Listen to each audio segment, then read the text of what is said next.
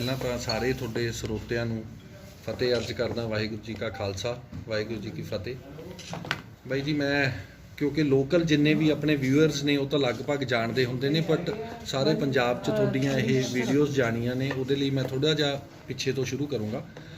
ਮੇਰੇ ਨਾਨਾ ਜੀ ਸਵਰਗੀ ਸਰਦਾਰ ਬਚਿੱਤਰ ਸਿੰਘ ਜੀ ਪਟਿਆਲਾ, ਜਿਨ੍ਹਾਂ ਦਾ ਨਾਮ ਪਿਛਲੇ ਦਿਨੀ ਤੁਸੀਂ ਸਾਬਕਾ MLA ਜਗਮੋਹਨ ਸਿੰਘ ਕੰਗ ਦੇ ਮੂੰਹੋਂ ਬਹੁਤ ਸੁਣਿਆ ਹੋਣਾ ਵੀ ਜੱਜ ਸਿੱਖ ਚਿਹਰੇ ਨੇ ਹਮੇਸ਼ਾ ਖਰੜ ਹਲਕੇ ਦੀ ਨੁਮਾਇੰਦਗੀ ਕੀਤੀ ਹੈ।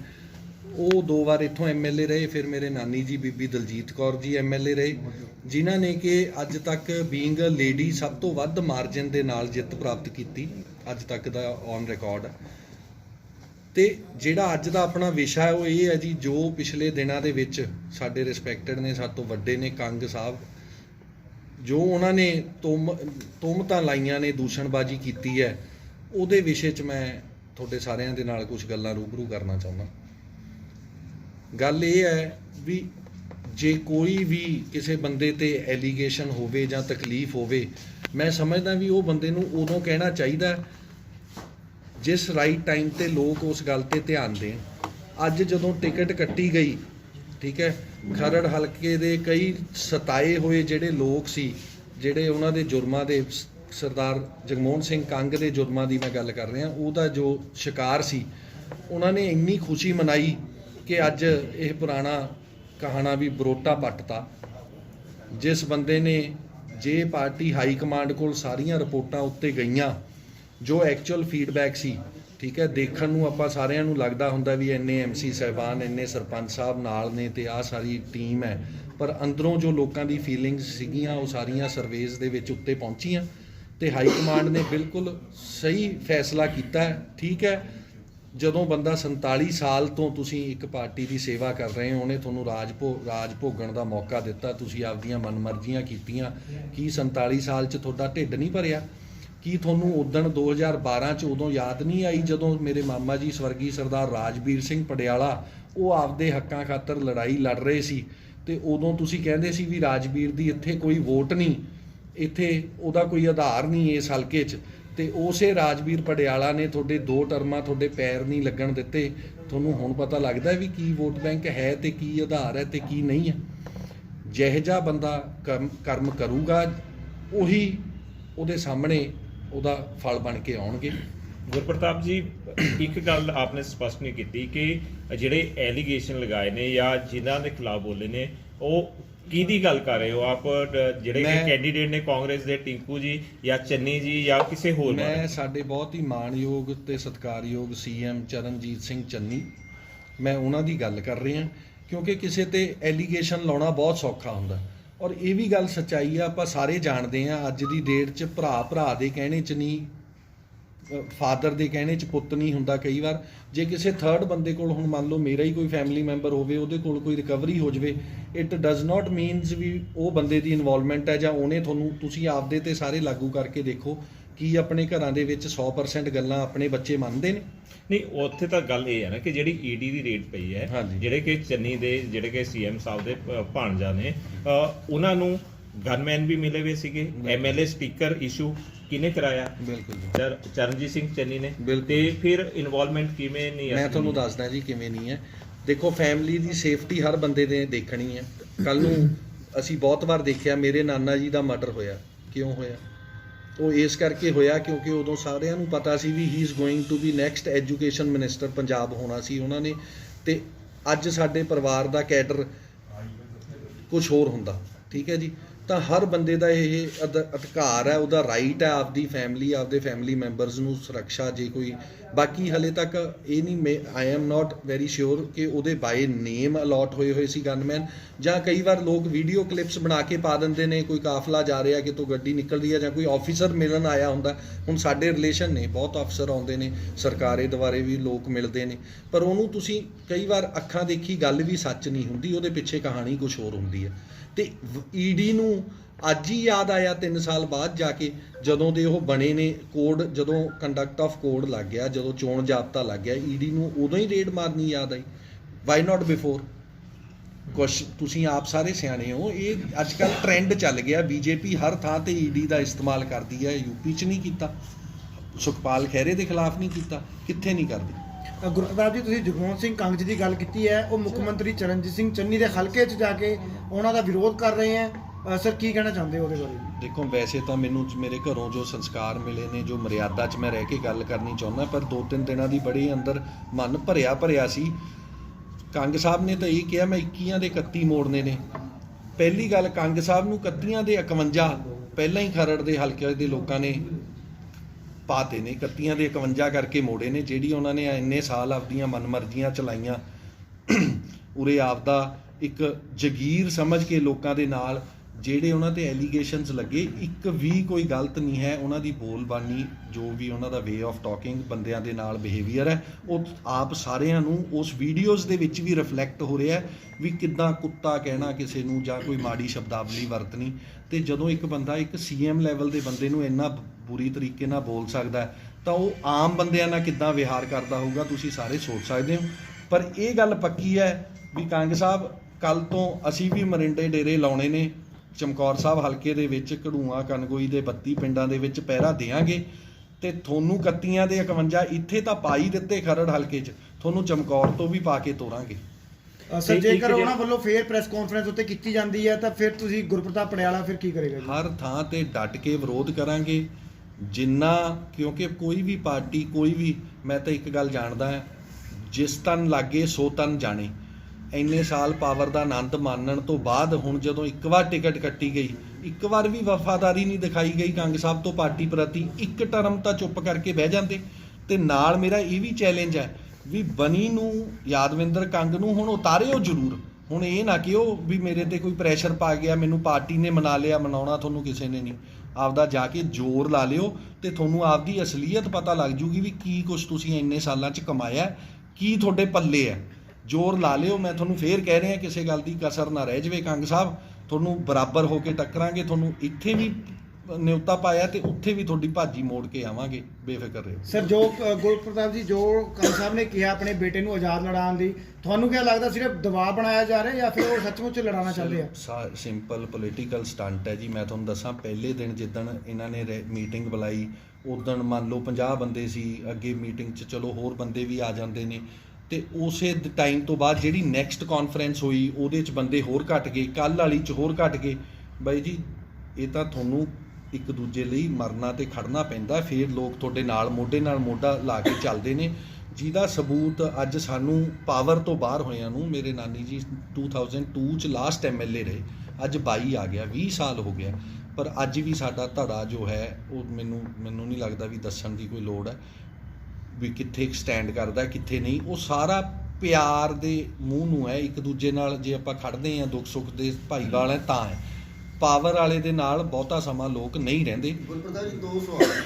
ਇੱਕ ਤਾਂ ਤੁਹਾਡਾ ਪਰਿਵਾਰ ਦਾ ਪਹਿਲਾਂ ਕਾਂਗਰਸ ਨਾਲ ਸੰਬੰਧ ਸੀ, ਕਾਂਗਰਸ 'ਚ ਰਹੇ, ਕਾਫੀ ਦੇਰ ਸੇਵਾ ਕੀਤੀ, ਉਸ ਤੋਂ ਬਾਅਦ ਅਕਾਲੀ ਦਲ ਜੁਆਇਨ ਕੀਤਾ, ਅਕਾਲੀ ਦਲ ਤੇ ਹੁਣ ਤੁਸੀਂ ਕਾਂਗਰਸ 'ਚੋਂ ਜਾਂ ਸਮਾਜ ਸੇਵੀ ਤੌਰ ਤੇ ਪ੍ਰੈਸ ਕਾਨਫਰੰਸ? ਮੈਂ ਤੁਹਾਨੂੰ ਦੱਸਦਾ ਜੀ, ਦੇਖੋ, ਮੈਂ ਪਹਿਲੀ ਗੱਲ, ਜਿਹੜਾ ਮੇਰੇ ਤੇ ਜੇ ਗੱਲ ਕਰੀ, ਮੇਰੇ ਮਾਮਾ ਜੀ ਨੇ ਕਾਂਗਰਸ ਜੁਆਇਨ ਕੀਤੀ ਤੇ ਉਸ ਵੇਲੇ ਵੀ ਇਹੀ ਜਗਮੋਹਨ ਸਿੰਘ ਕੰਗ ਸੀ ਜਿਨ੍ਹਾਂ ਨੇ ਸਾਨੂੰ ਬਹੁਤ ਕੁਝ ਕੀਤਾ। ਮੈਂ ਹੁਣ ਕੀ ਵੇਰਵਾ ਦੱਸਾਂ, ਇੱਥੋਂ ਤੱਕ ਵੀ ਗਏ ਵੀ ਸਨ 2017 'ਚ ਜਦੋਂ ਕਾਂਗਰਸ ਦੀ ਸਰਕਾਰ ਆਈ, ਮੇਰਾ ਛੋਟਾ ਬ੍ਰਦਰ ਜੋ ਅੱਜ ਇਸ ਸੰਸਾਰ ਤੇ ਨਹੀਂ ਰਿਹਾ, ਉਹਨੂੰ ਇੱਕ ਫਾਲਸ ਕੇਸ ਦੇ ਵਿੱਚ ਨਾਮ ਦਵਾ ਕੇ PO ਬਣਾ ਕੇ, ਪ੍ਰੋਕਲੇਮ ਡਿਫੈਂਡਰ ਬਣਾ ਕੇ ਉਹਨਾਂ ਨੇ ਅਰੈਸਟ ਪਵਾਈ, ਠੀਕ ਹੈ। ਪਰ ਜਿੱਦਾਂ ਕਹਿੰਦੇ ਆ ਵੀ ਸੱਚ ਤੇ ਪ੍ਰਮਾਤਮਾ ਸਾਥ ਦਿੰਦਾ ਹੈ, 1 ਮਹੀਨੇ ਦੇ ਵਿੱਚ ਅਸੀਂ ਆਪਦੇ ਉਸ ਛੋਟੇ ਵੀਰ ਨੂੰ ਜੇਲ੍ਹ 'ਚੋਂ ਬਾਹਰ ਲੈ ਕੇ ਆਏ। ਇਹਨਾਂ ਨੇ ਜ਼ੋਰ ਲਾ ਲਿਆ, ਕੁਛ ਨਹੀਂ ਕਰ ਸਕੇ। ਪ੍ਰੈਸ਼ਰ ਪੈਂਦਾ, ਸਾਰਾ ਕੁਝ ਹੁੰਦਾ। ਬਟ ਮੈਂ ਜਦੋਂ ਤੋਂ ਇਸ ਹਲਕੇ ਦੀ ਸੇਵਾ ਸਾਂਭੀ, ਉਦੋਂ ਮਾਮਾ ਜੀ ਕੈਂਸਰ ਦੀ ਲਾਸਟ ਸਟੇਜ ਤੇ ਸੀ ਤੇ ਲਗਭਗ ਉਹ ਸਾਨੂੰ ਜਦੋਂ ਛੱਡ ਕੇ ਗਏ ਤਾਂ ਉਦੋਂ ਉਸ ਟਾਈਮ ਤੇ ਅਸੀਂ ਪਾਰਟਿਕੂਲਰਲੀ ਅਕਾਲੀ ਦਲ ਦੇ ਵਿੱਚ ਸੀ ਤੇ ਅਕਾਲੀ ਦਲ ਨੇ 40 ਸਾਲ ਦੀ ਸਾਡੀ ਮਿਹਨਤ ਦਾ ਜਾਂ ਵਫਾਦਾਰੀ ਦਾ ਕੀ ਮੁੱਲ ਪਾਇਆ ਉਹ ਸਾਰਿਆਂ ਨੂੰ ਪਤਾ ਹੈ। ਅਸੀਂ ਸਦਾ ਟੌੜਾ ਸਾਹਿਬ ਦੇ ਸਮਰਥਕ ਰਹੇ ਹਾਂ। ਉਸ ਗੱਲ ਦਾ ਸਾਨੂੰ ਟੌੜਾ ਸਾਹਿਬ ਦੇ ਜਾਣ ਤੋਂ ਬਾਅਦ ਹਰਜਾਨਾ ਹਮੇਸ਼ਾ ਭਰਨਾ ਪਿਆ, ਸੱਚ ਤੇ ਪਹਿਰਾ ਦਿੱਤਾ, ਕੋਈ ਪੈਸਾ ਨਹੀਂ ਕਮਾਇਆ। 3 ਵਾਰ ਮੋਹਾਲੀ ਵੀ ਖਰੜ ਹਲਕੇ ਦਾ ਉਦੋਂ ਹਿੱਸਾ ਸੀ ਜਦੋਂ ਸਾਡੇ ਕੋਲ MLA-ਸ਼ਿਪ ਰਹੀ, ਅਸੀਂ ਮਿਨਿਸਟਰੀਆਂ ਠਕਰਾਈਆਂ 2 ਵਾਰ, ਪਰ ਕਦੇ ਆਪਦਾ ਜ਼ਮੀਰ ਨਹੀਂ ਵੇਚਿਆ। ਤੇ ਅੱਜ ਦੀ ਡੇਟ 'ਚ ਬਿਲਕੁਲ ਕਾਂਗਰਸ ਦੇ ਵਿੱਚ ਆ। ਪਿਛਲੇ ਦਿਨੀ ਚੰਨੀ ਸਾਹਿਬ ਆਏ ਸੀ, ਇੱਥੇ ਆ ਕੇ ਜੁਆਇਨਿੰਗ ਵੀ ਕਰਾ ਕੇ ਗਏ ਨੇ ਸਾਰਾ ਕੁਝ। ਔਰ ਸਾਨੂੰ ਇਸ ਗੱਲ ਦਾ ਮਾਣ ਹੈ, ਇੱਕ ਹਲਕੇ ਦੇ ਲਈ ਇਹੀ ਬਹੁਤ ਵੱਡੀ ਗੱਲ ਹੁੰਦੀ ਹੈ ਜੇ ਤੁਹਾਡੇ ਸੀਐਮ ਤੁਹਾਡੇ ਸਿਟੀ ਦੇ ਵਿੱਚੋਂ ਹੋਵੇ, ਤੁਹਾਡੇ ਸ਼ਹਿਰ ਦੇ ਵਿੱਚੋਂ ਹੋਵੇ, ਉਹਨਾਂ ਦਾ ਹੋਮ ਟਾਊਨ ਹੈ। ਸਾਡੇ ਲੋਕਾਂ ਨੂੰ ਵੀ ਇਸ ਗੱਲ ਦਾ ਫਾਇਦਾ ਤੇ ਲਾਭ ਲੈਣਾ ਚਾਹੀਦਾ। ਖਰੜ ਹਮੇਸ਼ਾ ਇਸ ਗੱਲੋਂ ਸੰਤਾਪ ਭੋਗਦਾ ਆਇਆ ਕਿ ਐਮਐਲਏ ਕਿਸੇ ਹੋਰ ਪਾਰਟੀ ਦਾ ਬਣ ਜਾਂਦਾ, ਸਰਕਾਰ ਕਿਸੇ ਹੋਰ ਪਾਰਟੀ ਦੀ ਬਣ ਜਾਂਦੀ ਹੈ।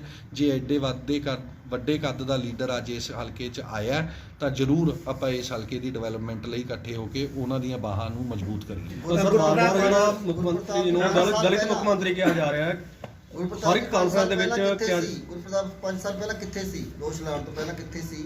ਜਾਂ ਤੁਹਾਨੂੰ ਲੱਗਿਆ ਕਿ ਜਿਹੜੇ ਤੁਸੀਂ ਕਹਿ ਰਹੇ ਚੁੰਗਲ ਚੋਂ ਨਿਕਲੇ ਆ ਜਗਮੋਹਨ ਸਿੰਘ ਕੰਗ ਦੇ ਵਿੱਚੋਂ ਤਾਂ ਲੋਕ ਦੁਖੀ ਸੀ, ਉਸ ਤੋਂ ਪਹਿਲਾਂ ਖੁਲਾਸੇ ਕਿਉਂ ਨਹੀਂ ਹੋਏ? ਕਿਵੇਂ ਕਿੱਥੇ ਨਹੀਂ ਹੋਏ ਜੀ? ਕਿ ਜਿਸ ਤਰ੍ਹਾਂ ਹੁਣ ਤੁਸੀਂ ਕਾਨਫਰੰਸ ਕਰਕੇ ਦੱਸ ਰਹੇ ਹੋ। ਮੈਂ ਤਾਂ ਕੰਗ ਸਾਹਿਬ ਮੇਰੇ ਤੇ ਤਾਂ ਜੀ ਉਹ ਕੁਝ ਵੀ ਕਰੀ ਜਾਂਦੇ, ਮੈਂ ਤਾਂ ਅੱਜ ਵੀ ਨਹੀਂ ਸੀ ਇਹ ਗੱਲ ਕਹਿਣੀ ਸਾਹਮਣੇ।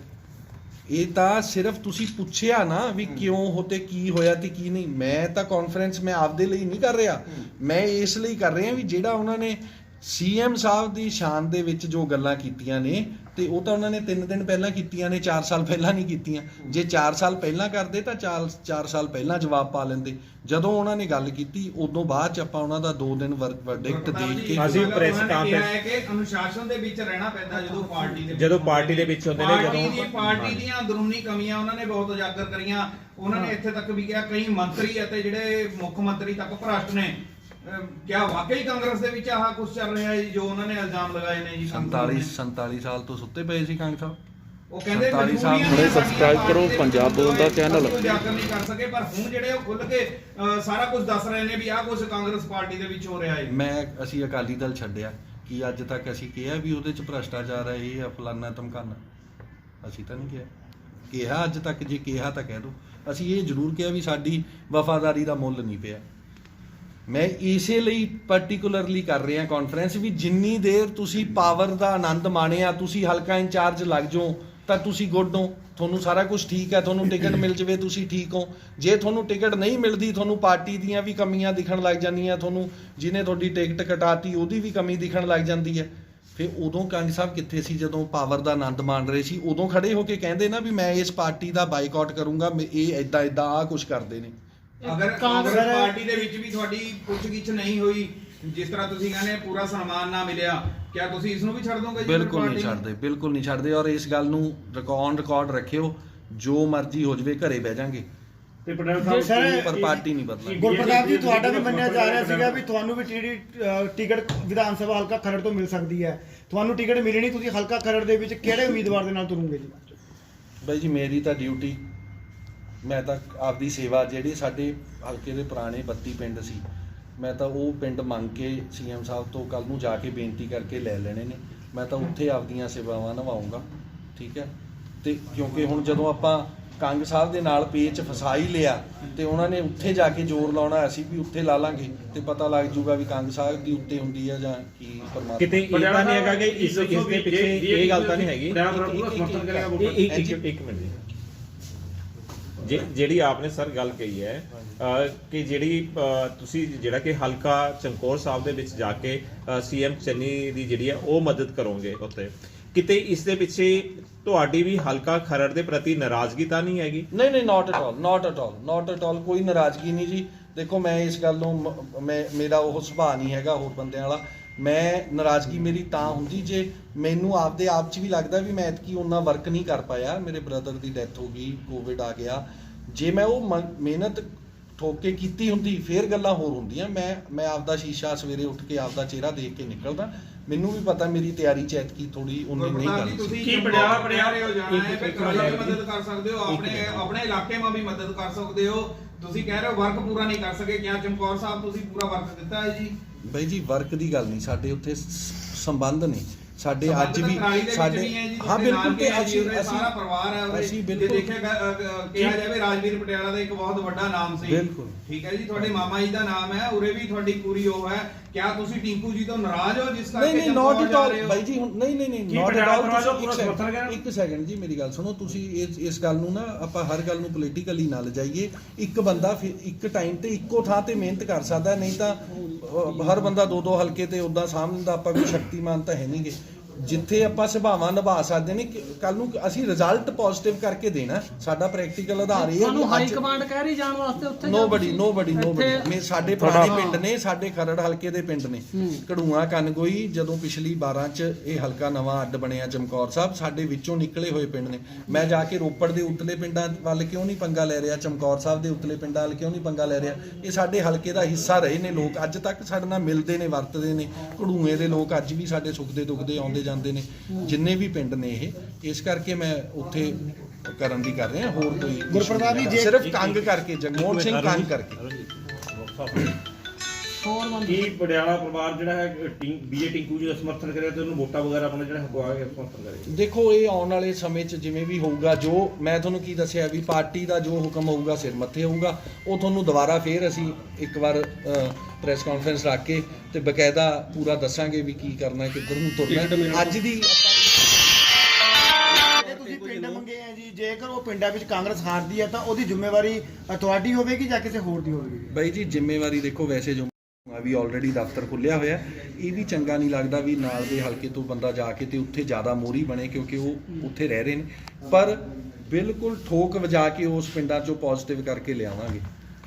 ਸਰ ਵਿਜੇ ਸ਼ਰਮਾ ਜੀ ਤੁਹਾਡੇ ਨਾਲ ਮਿਲੇ ਆ ਜਾਂ ਤੁਹਾਡੀ ਹਾਲੇ ਵੀ ਕੋਈ ਨਾਰਾਜ਼ਗੀ ਹੈ ਵੀ ਸਾਡੇ ਨਾਲ ਆ ਕੇ ਨਹੀਂ ਮਿਲੇ? ਅੱਜ ਵੀ ਉਹਨਾਂ ਨੇ ਆਉਣਾ ਸੀਗਾ ਤੇ ਕੁਦਰਤੀ ਮੇਰੇ ਕੋਲ ਗੁਜਰਾਤ ਤੋਂ ਮੇਰਾ ਘੋੜਿਆਂ ਦਾ ਬਿਜ਼ਨਸ ਹੈ। ਤੁਸੀਂ ਵਧੀਆ ਗੱਲ ਸ਼ੁਰੂ ਕੀਤੀ।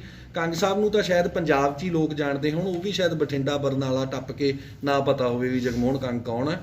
ਤੇ ਰੱਬ ਦੀ ਇੰਨੀ ਬਖਸ਼ਿਸ਼ ਹੈ ਵੀ ਘੋੜਿਆਂ ਦੇ ਪ੍ਰਤੀ ਸਾਰੇ ਜਿੰਨੇ ਬਿਜ਼ਨਸਮੈਨ ਤੇ ਜਿੰਨੇ ਪੋਲੀਟੀਸ਼ੀਅਨਸ, ਇਹ ਚੰਗੇ ਘੋੜੇ ਰੱਖਣਾ ਅੱਜ ਦੀ ਡੇਟ 'ਚ ਕੋਈ ਛੋਟਾ ਕੰਮ, ਸੌਖਾ ਕੰਮ ਨਹੀਂ ਹੈ। ਉਰੋਂ ਲੈ ਕੇ ਗੁਜਰਾਤ, ਤਾਮਿਲਨਾਡੂ, ਚੇਨਈ ਤੱਕ ਜਿਹੜੇ ਮਰਜ਼ੀ ਸ਼ਹਿਰ 'ਚ ਜਾ ਕੇ ਖੜ ਜਾ, ਉੱਥੇ ਦੇ ਮੋਹਤਵਾਰ ਬੰਦੇ ਨਾਲ ਖੜੇ ਹੋਣਗੇ। ਇੰਨੀ ਪਰਮਾਤਮਾ ਨੇ ਬਖਸ਼ਿਸ਼ ਦਿੱਤੀ ਹੈ, ਜ਼ਰੀਆ ਬਣਦਾ ਹੁੰਦਾ ਕਿਸੇ ਵੀ ਪ੍ਰਤੀ। ਪਰ ਮੈਨੂੰ ਜਿਹੜਾ ਕੰਗ ਸਾਹਿਬ ਦੇ ਹੰਕਾਰੀ ਹੋਈਆਂ ਗੱਲਾਂ ਪਾਵਰ ਦਾ ਆਨੰਦ ਮਾਣਿਆ ਸਾਰਾ ਕੁਝ ਕਰਕੇ, ਅੱਜ ਤੁਹਾਡੀ ਟਿਕਟ ਨਹੀਂ ਮਿਲੀ, ਤੁਸੀਂ ਖੁਸ਼ੀ ਸਾਥ ਦਿਓ, ਅਗਲੀ ਵਾਰ ਫੇਰ ਟਰਾਈ ਕਰੋ। ਇਦਾਂ ਹੀ ਆਪਾਂ ਕਹਿੰਦੇ ਹੁੰਦੇ ਨਾ ਵੀ ਪਾਰਟੀ ਮਾਂ ਹੁੰਦੀ ਆ, ਪਾਰਟੀ ਤੋਂ ਬਾਹਰ ਨਹੀਂ ਜਾਣਾ ਚਾਹੀਦਾ। ਫਿਰ ਹੁਣ ਕਿਉਂ ਇੰਨਾ ਦੁੱਖ ਲੱਗਿਆ?